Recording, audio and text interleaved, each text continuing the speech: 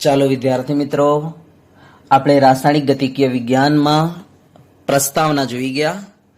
આજે આપણે સમજવાનું છે પ્રક્રિયાનો વેગ. તો આજનો આપણો ટોપિક છે પ્રક્રિયાનો વેગ. જેને આપણે કહીશું રેટ ઓફ રિએક્શન. બરાબર, તો આજે આપણે પ્રક્રિયાનો વેગ લખતા શીખીશું. રેટ ઓફ રિએક્શન, પ્રક્રિયાનો વેગ લખતા આજે શીખવાનું છે આપણે. તો પહેલા તો વેગ વિશે તમને માહિતી છે જ કે વેગ કોને કહેવાય. તો આપણે આવું શીખી ગયેલા છીએ કે એકમ સમયમાં કાપેલ અંતરને આપણે વેગ કહીએ છીએ. બરાબર ને? હા, તો હવે અહીંયા ધ્યાન આપો કે પ્રક્રિયા જે છે ચાલતી નથી. ધ્યાન આપજો કે ભાઈ, પ્રક્રિયા ચાલતી નથી. બરાબર, પ્રક્રિયા અંતર કાપતી નથી. માટે આપણે પ્રક્રિયાનો વેગ એકમ સમયમાં કાપેલ અંતરને નહીં કહીએ. પ્રક્રિયા જે છે સમય સાથે અંતર નથી કાપતી, પરંતુ સમય સાથે સાંદ્રતા બદલે છે. પ્રક્રિયા સમય સાથે સાંદ્રતા બદલે છે. તો જે સાંદ્રતામાં બદલાવ આવશે એકમ સમયમાં, યસ, એને આપણે કહીશું પ્રક્રિયા વેગ. તો પ્રક્રિયા વેગ માટે આપણી વ્યાખ્યા થઈ જશે એકમ સમયમાં, બરાબર, એકમ સમયમાં સાંદ્રતામાં થતા ફેરફારને એ પ્રક્રિયાનો આપણે શું કહીશું? પ્રક્રિયા વેગ કહીશું. હવે ધ્યાન આપો, સાંદ્રતામાં થતો ફેરફાર, તો જેમ જેમ સમય જે છે બદલાય છે, જેમ જેમ સમય બદલાય છે તેમ તેમ શું થાય છે? પ્રક્રિયકો જે છે એમની સાંદ્રતા ઘટતી જાય છે પ્રક્રિયામાં. બરાબર, યસ. અને નીપજ જે છે એમની સાંદ્રતા વધતી જાય છે પ્રક્રિયામાં. પ્રક્રિયકો જે છે એમની સાંદ્રતા ઘટતી જાય છે અને નીપજો જે છે એમની સાંદ્રતા વધતી જાય છે. તો ધ્યાન આપો, પ્રક્રિયા વેગ જે છે કોને કહીશું? ફરીથી, સાંદ્રતામાં થતો ફેરફાર ભાગ્યા તે માટે લાગતો સમય. હવે સાંદ્રતામાં થતો ફેરફાર તો આપણે એને પ્રક્રિયકના અનુસંધાનમાં પણ કહી શકીએ, કારણ કે પ્રક્રિયકની સાંદ્રતા જે છે સમય સાથે બદલાઈ રહેલી છે. તો આપણે આવું કહી શકીએ, પ્રક્રિયકની સાંદ્રતામાં થતો ફેરફાર ભાગ્યા તે માટે લાગતો સમય. હા, અને તમે જોઈ શકો છો સમય સાથે નીપજની સાંદ્રતા પણ બદલાય છે. નીપજની સાંદ્રતા વધી રહેલી છે ને ભાઈ? યસ. તો આપણે એમ પણ કહી શકીએ કે નીપજોની સાંદ્રતામાં થતો ફેરફાર ભાગ્યા તે માટે લાગતો સમય. તો આપણે પ્રક્રિયા વેગ કોને કહીશું? તો પ્રક્રિયા વેગ ઇઝ ઇક્વલ ટુ જેને હું સ્મોલ આર થી ઇન્ડિકેટ કરીશ. બરાબર, તો આપણે કહીશું પ્રક્રિયકો કે પછી નીપજો, બરાબર, ની સાંદ્રતામાં થતો ફેરફાર, ની સાંદ્રતામાં થતો ફેરફાર ભાગ્યા તે માટે લાગતો સમય. બરાબર, તો આપણે આ રીતના પ્રક્રિયાનો વેગ લખીશું. તો પ્રક્રિયાનો વેગ આપણે કેવી રીતના લખીશું? તો પ્રક્રિયકો કે નીપજોની સાંદ્રતામાં થતો ફેરફાર ભાગ્યા તે માટે લાગતો સમય. આ રીતના આપણે લખીશું. બરાબર, તો આપણે પ્રક્રિયા વેગને પ્રક્રિયકોના અનુસંધાનમાં પણ રજૂ કરી શકીએ અને નીપજોના અનુસંધાનમાં પણ રજૂ કરી શકીએ. જેમ જેમ સમય બદલાશે તેમ તેમ પ્રક્રિયકોની સાંદ્રતા ઘટતી જશે અને નીપજની સાંદ્રતા વધતી જશે. તો આપણે કહી શકીએ પ્રક્રિયકોની સાંદ્રતામાં થતો ઘટાડો ભાગ્યા તે માટે લાગતો સમય. અથવા આવું કહી શકીએ નીપજોની સાંદ્રતામાં થતો વધારો ભાગ્યા તે માટે લાગતો સમય. તો આને આપણે શું કહીશું? પ્રક્રિયા વેગ કહી દઈશું. તો બરાબર, તો પ્રક્રિયા વેગ આપણે કેવી રીતના લખીશું ખબર પડી ગઈ તમને? યસ. તો પ્રક્રિયા વેગ જે છે, ધ્યાન આપજો, પ્રક્રિયા જે છે અંતર નથી કાપતી, પ્રક્રિયા જે છે ચાલતી નથી. દિમાગમાં ફિટ કરો. પ્રક્રિયા જે છે સમય સાથે સાંદ્રતા બદલે છે. માટે જ્યારે વેગ લખવો હોય પ્રક્રિયાનો ત્યારે તમારે અંતર ભાગ્યા સમય ન લખાય, ત્યાં શું લખાય? સાંદ્રતામાં થતો ફેરફાર ભાગ્યા સમય લખાય. બરાબર? તો આપણે પ્રક્રિયા વેગ કેવી રીતના લખીશું? તો પ્રક્રિયકોની સાંદ્રતામાં થતો ફેરફાર ભાગ્યા તે માટે લાગતો સમય. અથવા તમે નિપજના અનુસંધાનમાં પણ લખી શકો, નિપજની સાંદ્રતામાં થતો ફેરફાર ભાગ્યા તે માટે લાગતો સમય. તો ચલો હું વ્યાખ્યા લખી દઉં છું પ્રક્રિયા વેગની. બરાબર? પ્રક્રિયા વેગ કોને કહેવાય? તો ધ્યાન આપજો. એકમ સમયમાં પ્રક્રિયકોની સાંદ્રતામાં થતો ઘટાડો. બરાબર? અથવા તમે એવું કહી શકો નિપજોની સાંદ્રતામાં થતો વધારો. યસ, આને કહેવાય પ્રક્રિયા વેગ. ને તે પ્રક્રિયાનો પ્રક્રિયા વેગ કહે છે.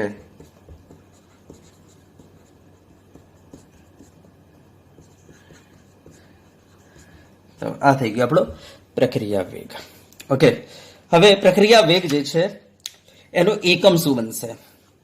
તો પ્રક્રિયા વેગ જે છે એનું એકમ શું બનશે? બરાબર? તો પ્રક્રિયા વેગનો એકમ આપણો બનશે, ઉપર સાંદ્રતા છે, નીચે સમય છે. તો આપણે એનું એકમ શું લખીશું? તો એકમ બનશે, ઉપર સાંદ્રતા છે. ધ્યાન આપજો, સાંદ્રતા જે છે તમે મોલારિટીમાં લખી શકો. બરાબર? તો ઉપર મોલાર, નીચે સમય છે. સમય તમે સેકન્ડમાં લખી શકો. સમય તમે જે છે મિનિટમાં લખી શકો. સમય જે છે તમે કલાકમાં લખી શકો. સમય જે છે તમે દિવસમાં લખી શકો. સમય જે છે તમે મહિનામાં લખી શકો. સમય જે છે તમે વર્ષમાં લખી શકો. બરાબર? તો આ આપણો એકમ થઈ ગયો. તો મોલાર પર સેકન્ડ, અથવા મોલાર પર મિનિટ, અથવા મોલાર પર કલાક, અથવા મોલાર પર દિવસ, અથવા મોલાર પર મહિનો, અથવા મોલાર પર વર્ષ આપણે લખી શકીએ. હા, મોલાર એટલે તમને ખબર છે ને, મોલ પર લીટર. યસ, તો આ એકમ થઈ ગયો. દાખલા તરીકે હું મોલાર પર સેકન્ડ લઈ લઉં તો આપણે કહી શકીએ મોલાર એટલે મોલ પર લીટર અને નીચે સેકન્ડ. તો શું થઈ ગયું આપણું? તો આપણે કહી શકીએ મોલ, બરાબર, સેકન્ડ ઇનવર્ટ્સ લીટર ઇનવર્ટ્સ. તો આપણો એકમ થઈ જશે. જો તમારા પ્રક્રિયકો જે છે વાયુરૂપ હોય ત્યારે સાંદ્રતાને આપણે આંશિક દબાણમાં દર્શાવીશું, અને એ વખતે તમારો એકમ જે છે બદલાઈ જશે. એ વખતે આપણે મોલાર નહીં લખીએ, વાતાવરણ લખીશું. ભાગ્યા નીચે તો સમયનો એકમ તમે લખી શકો છો, સેકન્ડ તમે લખી શકો છો, મિનિટ તમે લખી શકો છો, કલાક તમે લખી શકો છો, દિવસ વગેરે વગેરે તમે લખી શકો છો. બરાબર? તો જ્યારે તમારા પ્રક્રિયકો જે છે એ વાયુમય હોય ત્યારે તમારે સાંદ્રતાને આંશિક દબાણમાં દર્શાવવી પડે છે. માટે તમે એ વખતે એકમ વાતાવરણ તમે લખી શકો છો મોલારની જગ્યાએ. ઓકે, તો એકમ થઈ ગયું. બરાબર? યસ. તો હવે આપણે તમને બતાવીએ કે આ જે પ્રક્રિયા વેગ છે એ આપણે બે પ્રકારના હોય છે. બરાબર? પ્રક્રિયા વેગ જે છે બે રીતે આપણે શોધી શકીએ. એક સરેરાશ પ્રક્રિયા વેગ હોય છે, અને બીજો હોય છે ત્વરિત પ્રક્રિયા વેગ.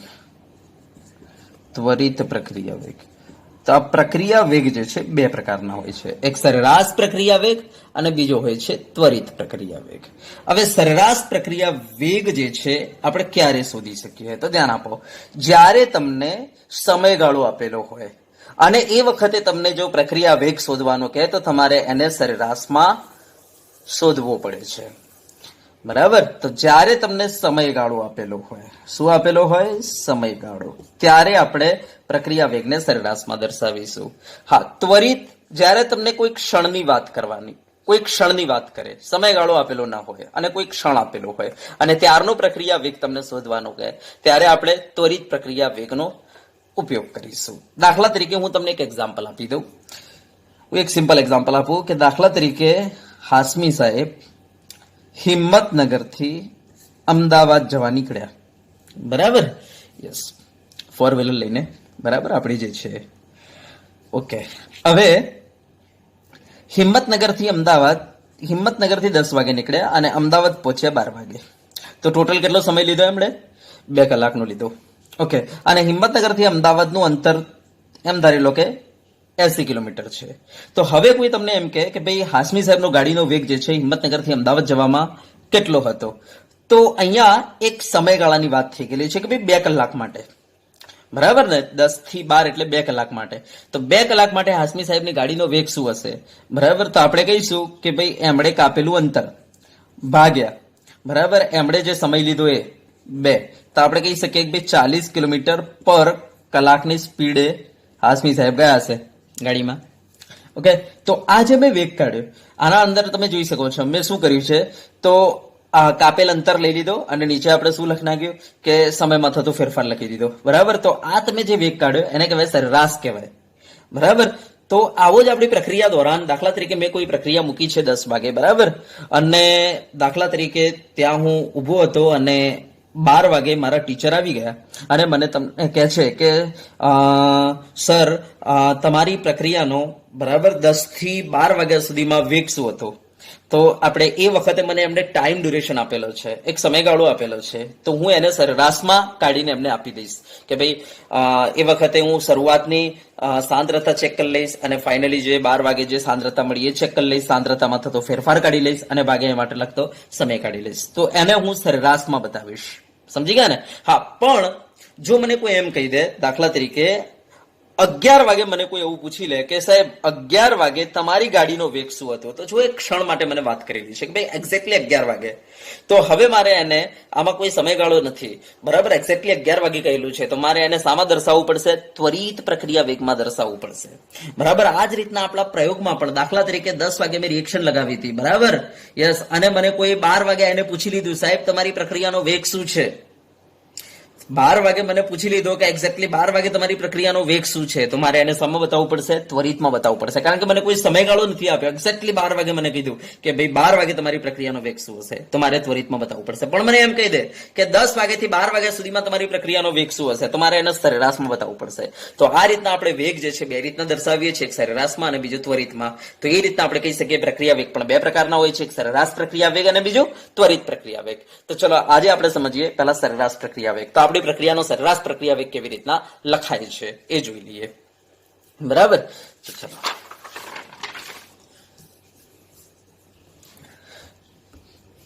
તો સમયગાળો આપેલો હોય ત્યારે જે આપણે પ્રક્રિયા વેગ દર્શાવીશું એ સામાન દર્શાવીશું સરેરાશમાં. આ ધ્યાન આપજો. તો ચલો, સરેરાશ પ્રક્રિયા વેગ, જેને આપણે કહી દઈશું આર એવરેજ, બરાબર, સરેરાશ પ્રક્રિયા વેગ.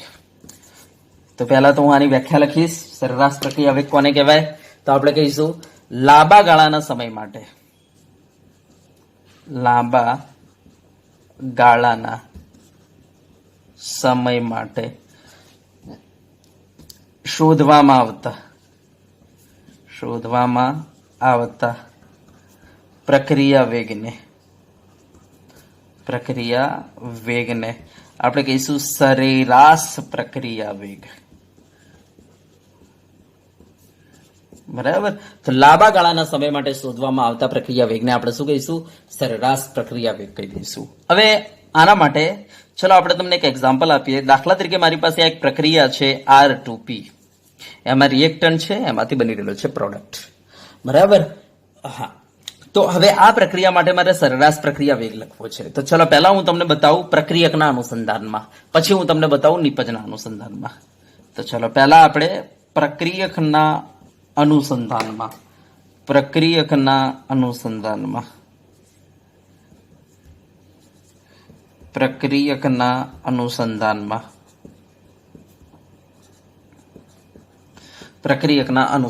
બતાવી દઉં કે પ્રક્રિયકના અનુસંધાનમાં આપણે કેવી રીતના સરેરાશ પ્રક્રિયા વેગ લખી શકીએ.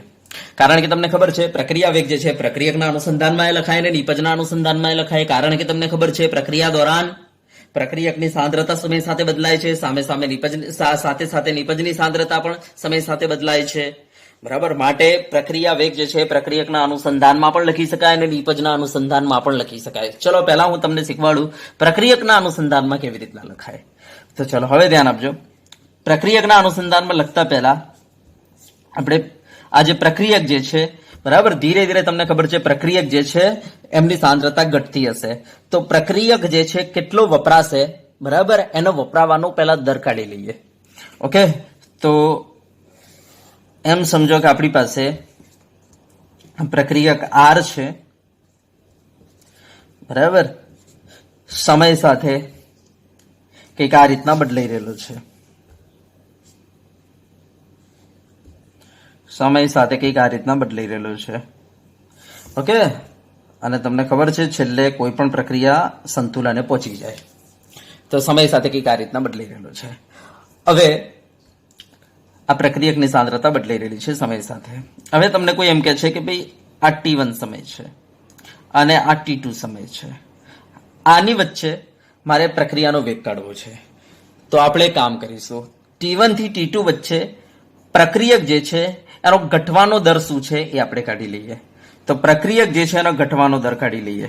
તો પ્રક્રિયકના વપરાશનો દર, વપરાશનો સરેરાશ જ કહેવાય ને, કારણ કે લાંબો ગાળો છે. સરેરાશ દર અથવા વેગ લખી દો ને, સરેરાશ વેગ. બરાબર, તો જુઓ પ્રક્રિયકના વપરાશનો સરેરાશ વેગ તો આપણે કેવી રીતના લખીશું તો જોઈ લો. પહેલા તો T1 સમયે બરાબર સાંદ્રતા શું છે આપણે ચેક કરી લઈએ આલેખ પરથી. તો મને મળી C1. હવે T2 સમયે સાંદ્રતા કેટલી છે આપણે ચેક કરી લઈએ, કારણ કે આપણને બે સમય આપી દીધા છે. તો મને મળી આ C2. બરાબર, મને બે સાંદ્રતાઓ મળી ગયેલી છે. ઓકે, તો હવે આપણે શું કરીશું, તો પ્રક્રિયક જે છે એના વપરાશનો સરેરાશ વેગ કાઢવાનો છે ને, તો પ્રક્રિયક જે છે એની સાંદ્રતામાં થતો ફેરફાર મૂકી દઈએ. તો સાંદ્રતામાં થતો ફેરફાર એટલે ફાઇનલ માઇનસ ઇનિશિયલ. તો ફાઇનલી એની સાંદ્રતા કેટલી થઈ ગઈ, C2 થઈ ગઈ, અને હતી કેટલી, C1 હતી. બરાબર, ભાગ્યા એ માટે લાગતો સમય, તો ફાઇનલ સમય થઈ ગયો T2 અને શરૂઆત કરી હતી T1 થી. ચલો ક્લિયર છે, તો C2 માઇનસ C1. હવે એક વસ્તુ ધ્યાન આપજો, તમે આ રીતના કરશો ને એટલે તમારો C2 માઇનસ C1 નો જવાબ જે છે તમારો કેવો આવશે, ઋણ આવશે. કેમ ઋણ, કારણ કે તમને ખબર છે કે C2 જે છે નાના છે, જો C1 ઉપર છે C2 નીચે છે, અને આમે ખબર કે પ્રક્રિયા જે છે એની સાંદ્રતા ઘટતી જાય છે ધીરે ધીરે, કારણ કે પ્રક્રિયક વપરાઈ રહેલો છે, તો પ્રક્રિયકની સાંદ્રતા ઘટતી જઈ રહેલી છે. બરાબર, માટે થોડા સમય પછી સાંદ્રતા ઘટીને કેટલી થઈ ગઈ, C2. તો C2 નાનો છે, C1 મોટો છે, જેના કારણે જવાબ કેવો આવશે, તો તમારો જવાબ આવશે નેગેટિવ. ઓકે, અને મને બતાવો વેગ કોઈ દિવસ નેગેટિવ હોય ના હોય, તો તમારે શું કરવાનું, લોજિકલી આગળ માઇનસ મૂકીને ચાલવાનું.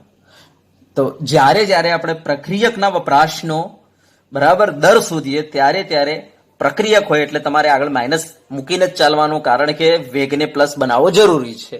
બરાબર, યસ, બાકી આ માઇનસનું કોઈ મહત્વ છે નહીં, ખાલી વેગને પ્લસ બનાવવા માટે આપણે લખી દીધું છે.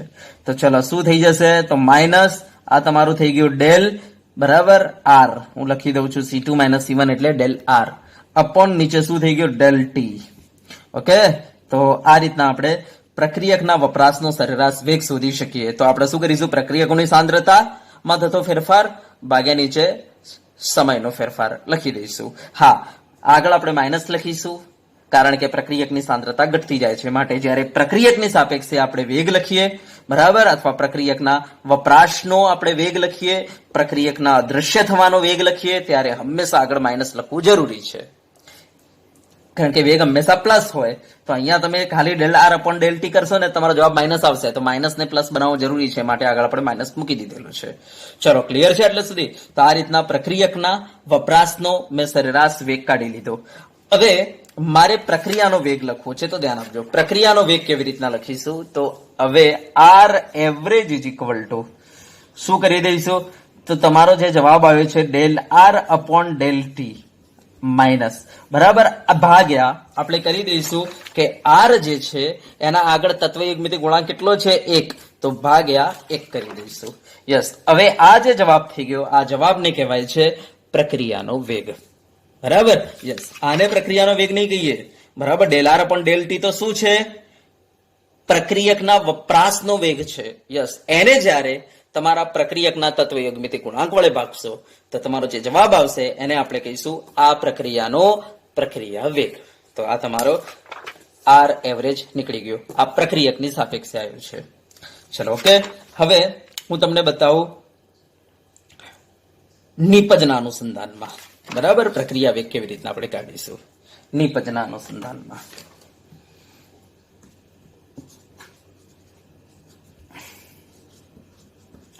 નિપજના અનુસંધાનમાં. ઓકે, તો હવે ધ્યાન આપજો. પહેલા તો આ જે નિપજ છે એમની સાંદ્રતા સમય સાથેનો આલેખ. તો સમય સાથેનો નિપજનો આલેખ કંઈક આવો તમને મળશે. બરાબર? એક સમય પછી એની સાંદ્રતા કેવી થઈ જાય છે? નિપજની અચળ થઈ જાય છે, કારણ કે ત્યાં શું આવી જશે? ઇક્વિલિબ્રિયમ. બરાબર? સંતુલન આવી જાય છે. અને તમને ખબર છે સંતુલન આવી જાય પછી સાંદ્રતા બદલાય નહીં. ઓકે, હવે તમને એમ કે છે કે ભાઈ આ T1 સમય છે અને આ T2 સમય છે. મારે T1 થી T2 વચ્ચે બરાબર પ્રક્રિયાનો વેગ કાઢવો છે. તો પહેલા આપણે એક કામ કરીશું. T1 થી T2 સમય દોરાન નિપજ ના ઉત્પાદન થવાનો દર શું છે એ આપણે કાઢી લઈએ, કારણ કે નિપજ હંમેશા બને તેનો ઉત્પાદન થવાનો દર કાઢી લઈએ.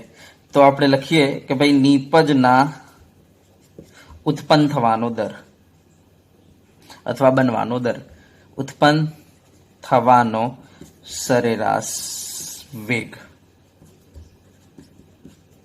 કારણ કે લાંબો ગાળો છે T1 T2 માટે સરેરાશ કહેવાય, ઇઝ ઇક્વલ ટુ. ચલો, શું લખીશું? તો આપણે કહી દઈશું કે ભાઈ T1 એ સાંદ્રતા જોઈ લો કેટલી છે. તો T1 એ તમારી સાંદ્રતા છે, T1 એ સાંદ્રતા આવી બરાબર C1 મેં લખી દીધી. ચલો, T2 એ સાંદ્રતા કેટલી છે ચેક કરી લો. T2 સમયે સાંદ્રતા કેટલી છે મળી મને C2.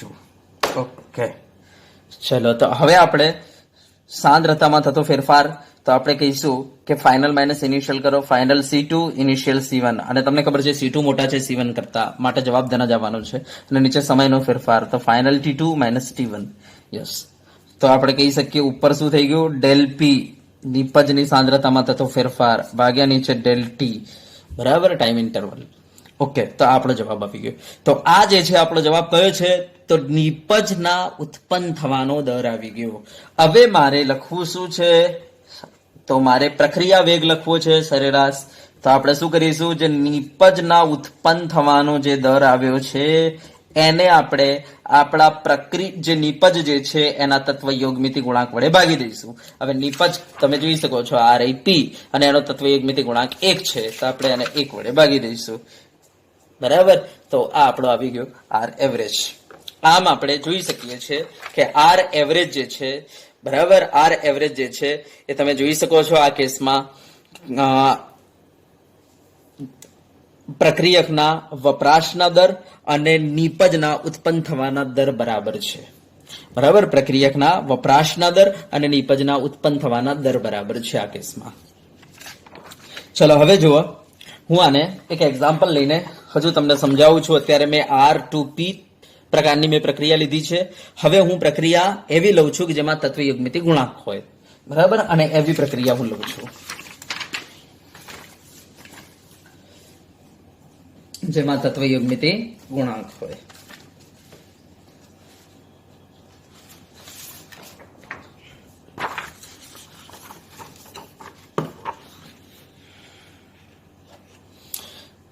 તો જુઓ, દાખલા તરીકે આપણે આવી પ્રક્રિયા લઈ લઈએ કે 2R gives 3P.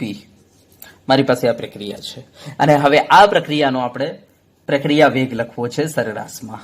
તો પહેલા તો આપણે અહીંયા R જે પ્રક્રિયક છે એનો વપરાશનો દર લખી દઈએ. અને એનો વપરાશનો દર કોને કહેવાય? તો આપણે શું કહીશું? તો R ની સાંદ્રતામાં થતો ફેરફાર અપોન ટાઈમ ઇન્ટરવલ. બરાબર? યસ, હા. અને આ જવાબ જે આવશે તમારો નેગેટિવ આવશે, કારણ કે R જે છે પ્રક્રિયક છે અને પ્રક્રિયક સતત વપરાય વપરાય, જેના કારણે શું થશે, ફાઇનલ માઇનસ ઇનિશિયલ કરશો તો નેગેટિવ જવાબ આવશે, C2 માઇનસ C1 નેગેટિવ આવશે, તો નેગેટિવ ને પોઝિટિવ કરવા માટે આગળ માઇનસ લખવું જરૂરી છે. તો જ્યારે પ્રક્રિયક નો વપરાશનો દર લખીએ ત્યારે હંમેશા નેગેટિવ ચિહ્ન મૂકી દેવાનું, બિંદાસ મૂકી દેવાનું, આ ભૂલ થાય નહીં. ઓકે, ચલો થઈ ગયું. યસ, તો આ મેં આર જે છે પ્રક્રિયક એના વપરાશનો દર લખી દીધો. હવે મારે પી જે નિપજ છે એના ઉત્પન્ન થવાનો દર લખવો છે, તો DP upon DT means delta પી અપોન ડેલ્ટા ટી મેં લખી દીધો. હવે બરાબર ધ્યાનથી જોજો, મારે પ્રક્રિયકની સાપેક્ષે આર એવરેજ લખવો છે, પ્રક્રિયા વેગ લખવો છે. તો હવે હું શું કરીશ, તો આ જે del R upon del T છે ને એને હું ભાગી નાખીશ, બરાબર, પ્રક્રિયક જે છે એના તત્વ યુગ્મિતિ ગુણાંક વડે, 2 વડે, બરાબર. તો આ રીતના આપણે લખીશું. આનો મતલબ બરાબર સમજજો. આ પ્રક્રિયા એવું કહેવા માંગે છે, પ્રક્રિયકનો ઉત્પન્ન થવાનો દર જે છે પ્રક્રિયા વેગ કરતા બમણો છે.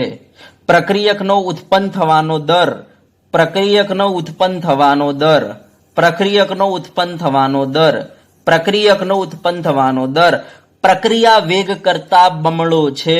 આ જે છે પ્રક્રિયા વેગ કરતા બમણો છે. તો પ્રક્રિયા વેગ જે હશે એ કેટલી હશે, અડધી, આનાથી અડધી.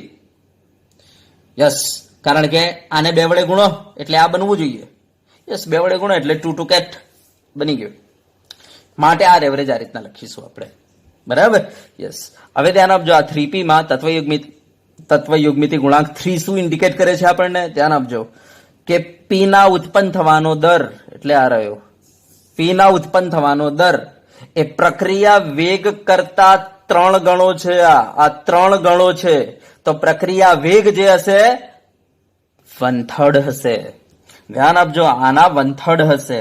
તો R average is equal to del P upon del T divide by 3. આ તમારો પ્રક્રિયા વેગ આના 1/3 હશે, કારણ કે પ્રક્રિયા વેગ જે છે એને 3 વડે ગુણીએ ને ત્યારે તમારા પી નો ઉત્પન્ન થવાનો દર બનશે. તો જોઈ લો, 3 વડે ગુણી નાખો, 3 3 કટ બની ગયો ને. તો ધ્યાન આપજો, તત્વયુગ્મિતિ ગુણાંક 3 શું ઇન્ડિકેટ કરે છે, પી નો ઉત્પન્ન થવાનો દર જે છે એ પ્રક્રિયા વેગ કરતા 3 ગણો છે.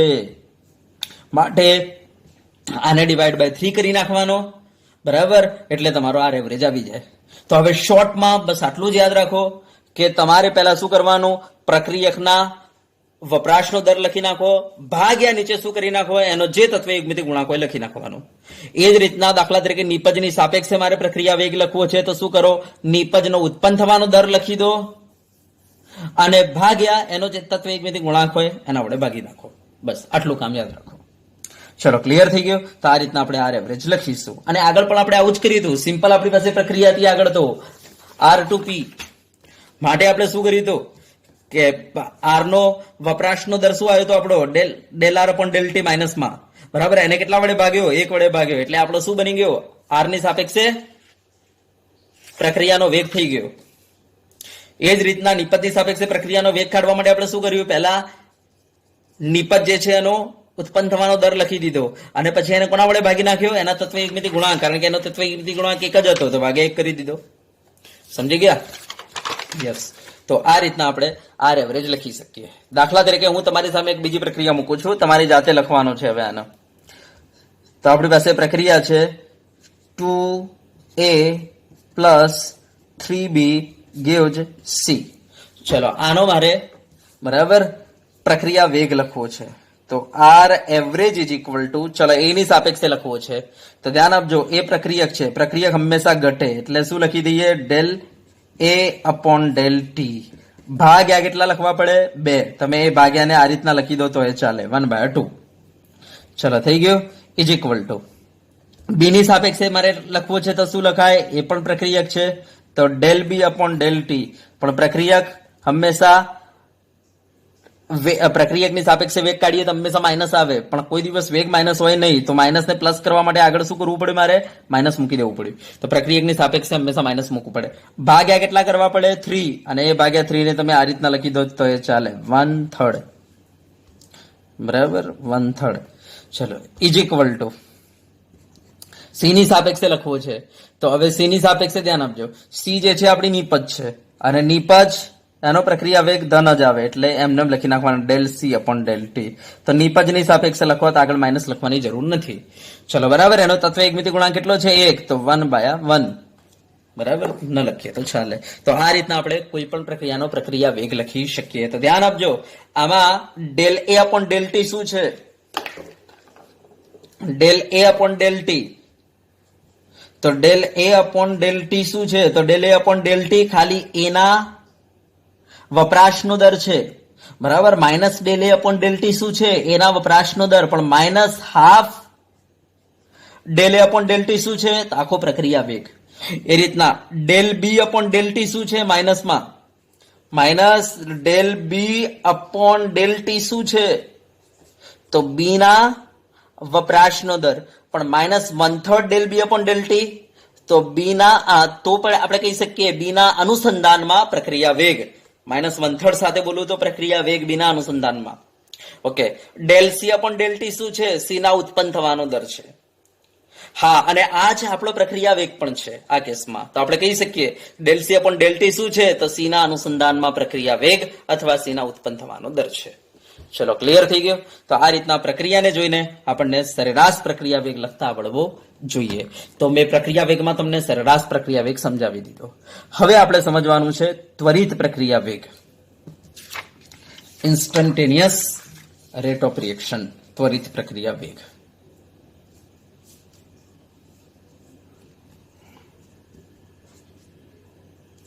તો ત્વરિત પ્રક્રિયા વેગ. ત્વરિત પ્રક્રિયા વેગ. ત્વરિત પ્રક્રિયા વેગ જેને આપણે કહીશું આર ત્વરિત કહી દઈશું. બરાબર. અથવા આર ઇન્સ્ટન્ટેનિયસ તમે લખો ને તો પણ વાંધો નથી. R instantaneous. ચલો, ત્વરિત પ્રક્રિયા વેગ. તો ધ્યાન આપજો, જે હમણાં આપણે સરેરાશ પ્રક્રિયા વેગ કાઢ્યો, જેને કહેવાય લાંબા ગાળાના સમય માટે તમને સમયગાળો આપેલો હોય, એ દરમિયાન તમે જે પ્રક્રિયા વેગ કાઢો છો એને કહેવાય સરેરાશ પ્રક્રિયા વેગ. હવે ધ્યાન આપજો, જ્યારે સમયગાળો એકદમ ટૂંકો કરી નાખવામાં આવે, એનો મતલબ ડેલ ટી ટેન્સ ટુ 0 કરી નાખવામાં આવે, તો એટલો સમયગાળો નાનો કે લગભગ આપણે એવું કહી શકીએ કે 0 ની નજીક, એનો મતલબ એક ક્ષણ. બરાબર. અને એના માટે જો આપણે પ્રક્રિયા વેગ કાઢીએ, એનો મતલબ એક ક્ષણ માટે, બરાબર, એક ક્ષણ જેટલા સમયગાળા માટે જો પ્રક્રિયા વેગ કાઢીએ આપણે, તેને આપણે ત્વરિત પ્રક્રિયા વેગ કહીશું. એનો મતલબ એવો થઈ ગયો કે હાસમી સાહેબને કોઈએ પૂછી લીધું કે 11 વાગે તમારી ગાડીનો વેગ શું હતો, તો તમારે એનો જવાબ શામાં આપવો પડશે? ત્વરિતમાં આપવો પડશે. બરાબર. 11 વાગે તમારી પ્રક્રિયાનો વેગ શું છે? તો પછી તમારે એનો જવાબ ત્વરિતમાં આપવો પડશે. તો ધ્યાન આપજો, ત્વરિત પ્રક્રિયા વેગ કોને કહીશું? તો ટૂંકા ગાળાના. એનો મતલબ ડેલ્ટા ટી ટેન્સ ટુ 0 સમય માટે, ટૂંકા ગાળાના સમય માટે શોધવામાં આવતા પ્રક્રિયા વેગને આપણે કહીશું ત્વરિત પ્રક્રિયા વેગ. ક્લિયર થઈ ગયું? યસ. હવે પહેલા તમને એક પ્રક્રિયા આપણે આપી દઈએ, R2P. આ પ્રક્રિયા માટે આપણે પ્રક્રિયકની અનુસંધાનમાં ત્વરિત પ્રક્રિયા વેગ કાઢતા શીખવાડીએ. ચલો, તો પહેલા આપણે બતાવીએ તમને પ્રક્રિયકના અનુસંધાનમાં.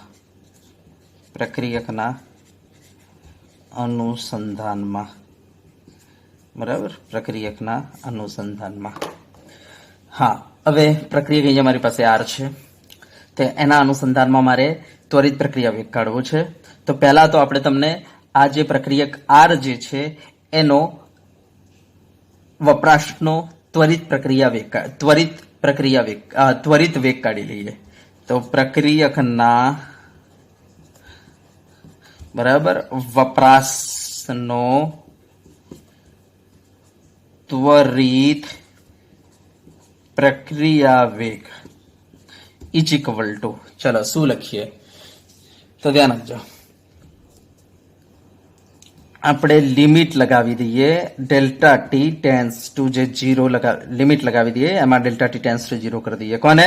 તો પ્રક્રિયકનો વપરાશ જે થઈ રહેલો હતો, બરાબર, એના માટે આપણને ખબર છે delta R upon delta T કરીને સૂત્ર હતું કે પ્રક્રિયકના વપરાશ માટેનું સૂત્ર આ હતું delta R upon delta T. આમાં જો આપણે ડેલ્ટા ટી ટેન્સ ટુ 0 કરી દઈએ, બરાબર, એક ક્ષણ માટે કરી દઈએ, તો આપણો જે પ્રક્રિયા વેગ બની જશે એને હવે સરેરાશ ન કહેતા આપણે શું કહીશું? ત્વરિત કહીશું. એકદમ નાનો સમયગાળો કરી દીધું છે, બરાબર.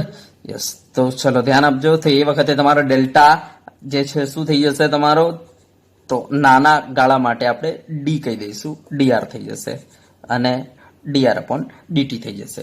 હવે આ ડીઆર અપોન ડીટી એકચ્યુઅલી છે શું? બરાબર, તો બરાબર ધ્યાનથી જોજો કે મારી પાસે આ એક, ધ્યાન આપજો, આપણી પાસે એક આલેખ છે. આ આલેખમાં પ્રક્રિયકની સાપેક્ષે કંઈક આ રીતના છે આલેખ.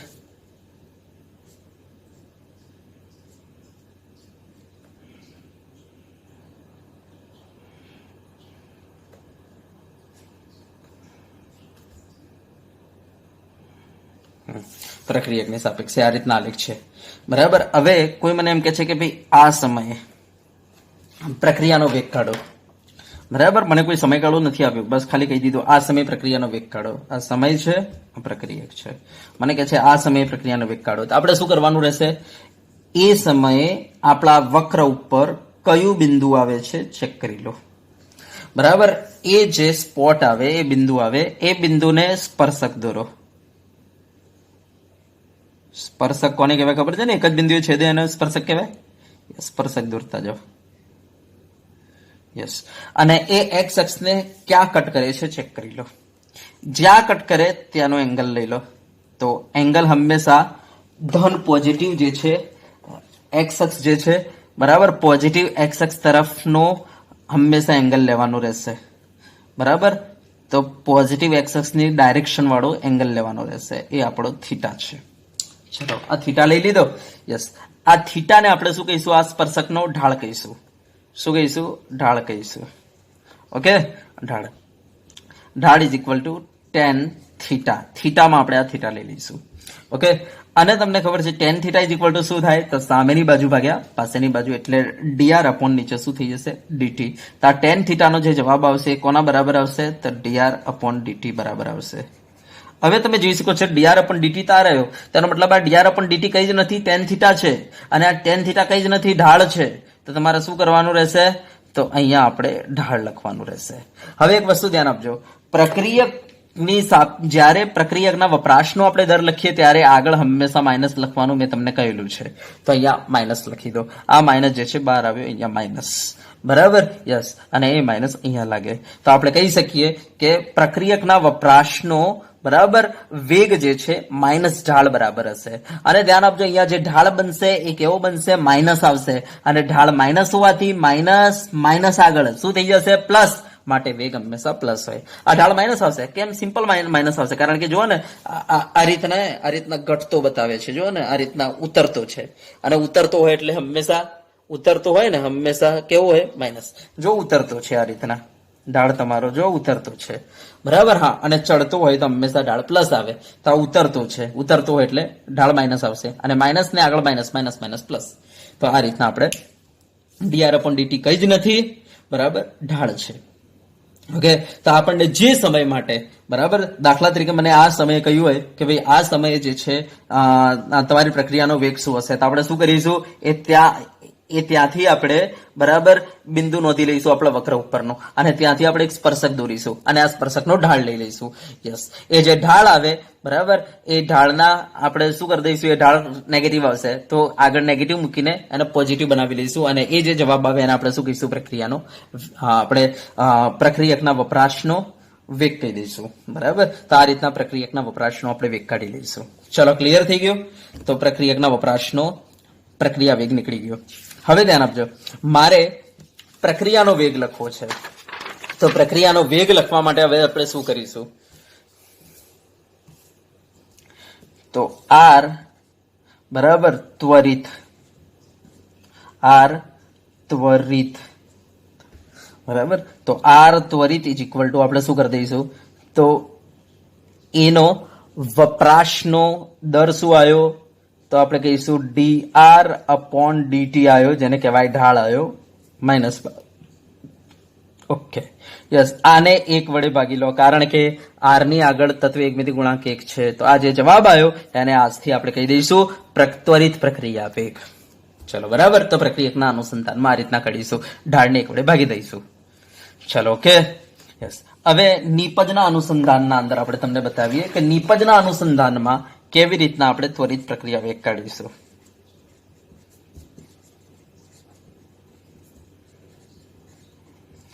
તો નિપજના અનુસંધાનમાં કાઢવા માટે પહેલા તો આપણે નિપજનો ઉત્પન્ન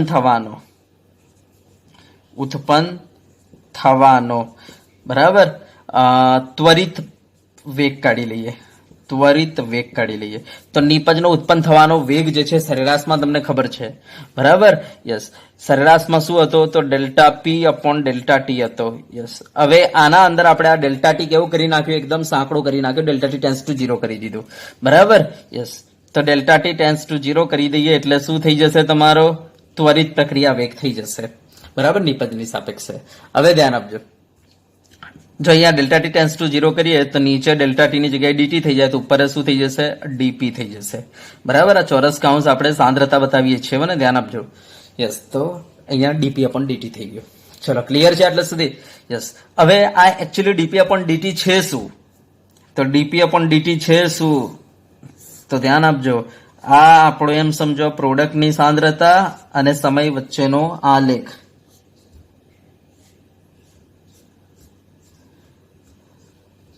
આલેખ છે. દાખલા તરીકે મને કોઈ એમ કે છે કે સાહેબ આ જે સમય છે ને, આ સમયે બરાબર પ્રક્રિયાનો વેગ કેટલો? તો આપણે શું કરીશું? એ સમયે આના આપણા વક્ર ઉપર આપણે બિંદુ નોંધી લઈશું અને હવે આપણે આ બિંદુને બરાબર સ્પર્શક દોરીશું.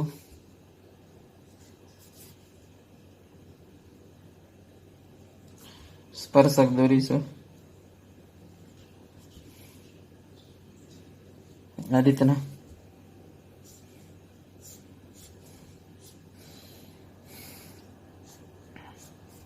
આ બિંદુને સ્પર્શક દોરી દીધો મેં બરાબર, ધ્યાનથી જોજો.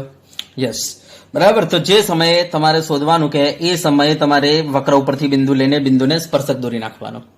દોરી દીધો? યસ.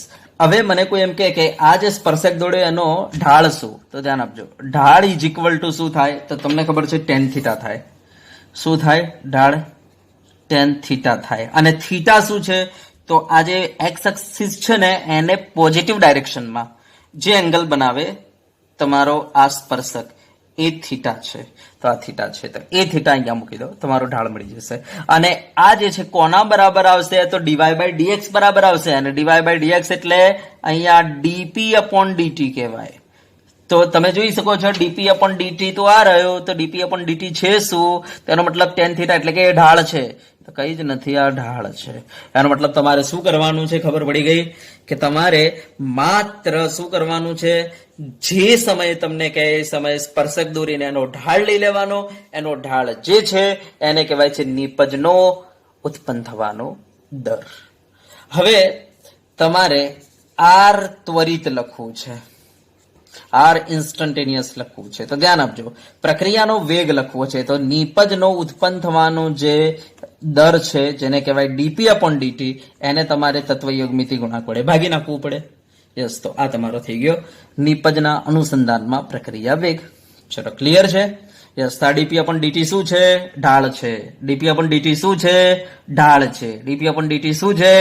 ઢાળ છે. ધ્યાન આપજો ને. અને આ ઢાળ કોના બરાબર? tan થીટા બરાબર. થીટા શું છે? તો આપણા એક્સ અક્ષની ડાયરેક્શનમાં જે એંગલ બને બરાબર, સ્પર્શક જે ઇન્ટરસેક્ટ કરીને જે ખૂણો બનાવે છે એ તમારો થીટા છે. ઓકે, હવે આ તો મેં એક સિમ્પલ પ્રક્રિયા આર ટુ પી લઈને મેં તમને બતાવી હતી, જેના અંદર તત્વ યુગ્મિતિ ગુણાંક 1 હતા. હવે હું એક એવી પ્રક્રિયા આપું છું જેના અંદર તત્વ યુગ્મિતિ ગુણાંક જે છે અલગ અલગ હશે. તો હવે એનો આપણે ત્વરિત પ્રક્રિયા વેગ કેવી રીતના લખીશું? તો ધ્યાન આપજો, દાખલા તરીકે મારી પાસે 2a પ્લસ મીન્સ એમ સમજો ને, મારી પાસે 2r gives 3p આ એક પ્રક્રિયા છે અને આ પ્રક્રિયાનો મારે ત્વરિત પ્રક્રિયા વેગ લખવો છે. તો પહેલા તો જુઓ, આર જે છે આપણું પ્રક્રિયક છે, તો પ્રક્રિયક વપરાશે, તો પ્રક્રિયકનો વપરાશ થવાનો દર શું હશે? તો dr upon dt હશે. આગળ આપણે માઇનસ લખીશું પ્રક્રિયક હોવાને કારણે, પોઝિટિવ કરવા. ઓકે, હા, પી જે છે આપણી નિપજ છે. ઓકે, પી આપણી નિપજ છે, અને આ નિપજ જે છે એનો ઉત્પન્ન થવાનો દર આપણે કેવી રીતના લખીશું? તો આપણે લખીશું ડીપી અપોન ડીટી લખી દઈશું. બરાબર, યસ. હવે મારે આર એવરેજ લખવું છે, આર ત્વરિત લખવું છે. ધ્યાન આપજો, આર ત્વરિત લખવું છે, બરાબર, પ્રક્રિયકની સાપેક્ષે. તો આપણે શું કરીશું? એનો જે ઢાળ આવી ગયેલો છે, જેને કહેવાય ડીઆર અપોન ડીટી, જેને કહેવાય પ્રક્રિયકના વપરાશનો દર, જેને ઢાળ કહેવાય, એ ઢાળને આપણે કોના વડે ભાગી નાખીશું? એના તત્વ એકમિતિ ગુણાંક વડે. કેમ આવું કર્યું? કારણ કે તત્વ એકમિતિ ગુણાંક ઇન્ડિકેટ કરે છે આપણને કે પ્રક્રિયાનો વેગ જે છે ને એના કરતા 2 ગણા વેગથી મારો પ્રક્રિયક વપરાઈ રહેલો છે. આ ઇન્ડિકેટ કરે છે 2. તો પ્રક્રિયાના વેગ કરતા 2 ગણા વેગથી પ્રક્રિયક વપરાઈ રહેલો છે. તો પ્રક્રિયકના વપરાશનો દર જે છે ને આ ડીઆર અપોન ડીટી, એ પ્રક્રિયાના વેગ કરતા 2 ગણો છે. તેનો મતલબ એવો થયો કે પ્રક્રિયાના વેગને આપણે 2 વડે ગુણીશું ને ત્યારે આ બનવું જોઈએ. પ્રક્રિયાના વેગને જ્યારે આપણે 2 વડે ગુણીએ ને ત્યારે આ બનવું જોઈએ. તો એવું જ છે ને, જો ડિવાઈડ બાય 2 છે ને, તો હું આને 2 વડે ગુણી નાખું, 2 વડે ગુણી નાખું તો શું થાય? 2 2 કટ બની ગયું ના? યસ, માટે આપણે એને શું કરીએ છીએ? 2 વડે ભાગી દઈએ છીએ. ચલો, હવે મારે આર ત્વરિત લખવો છે નિપજની સાપેક્ષમાં, પીની સાપેક્ષમાં. તો ધ્યાન આપજો, એના માટે આપણે શું કરીશું? તો આપણી પાસે જે ઢાળ છે ડીપી અપોન ડીટી, જેને આપણે શું કહીશું? આ ઢાળ એટલે પીના ઉત્પન્ન થવાનો દર. યસ, એને આપણે કેટલા વડે ભાગી દઈશું? એના તત્વ એકમિતિ ગુણાંક વડે ભાગી દઈશું. યસ, એટલે આપણો આ થઈ જશે આર ત્વરિત. કોની સાપેક્ષે? નિપજ પીની સાપેક્ષે. ચલો, ક્લિયર થઈ ગયો? હવે સાંભળજો, આ તત્વ એકમિતિ ગુણાંક 3 શું ઇન્ડિકેટ કરે છે? તો પી નો ઉત્પન્ન થવાનો દર જે છે એ પ્રક્રિયા વેગ કરતા 3 ગણો છે. એનો મતલબ આ 3 ગણો છે પ્રક્રિયા વેગ કરતા. તો જોઈ લો, પ્રક્રિયા વેગ આ રહ્યો, આને 3 વડે ગુણી નાખો, 3 વડે ગુણી નાખો. જો 3 3 કટ થઈ ગયા, બની ગયા. યસ, ચલો, ક્લિયર થઈ ગયું? તો ધ્યાન આપવાનું, બસ બીજું કઈ માથાકૂટ કરવાની નહીં. તમારો ઢાળ કાઢીને, એટલે કે ડીઆર અપોન ડીટી યા તો ડીપી અપોન ડીટી કાઢીને એને શું કરવાનું? એમના તત્વ એકમિતિ ગુણાંક વડે ભાગી નાખવાના, અને આપણે શું કહીશું? આર ત્વરિત કહી દઈશું. ચલો, ક્લિયર થઈ ગયું?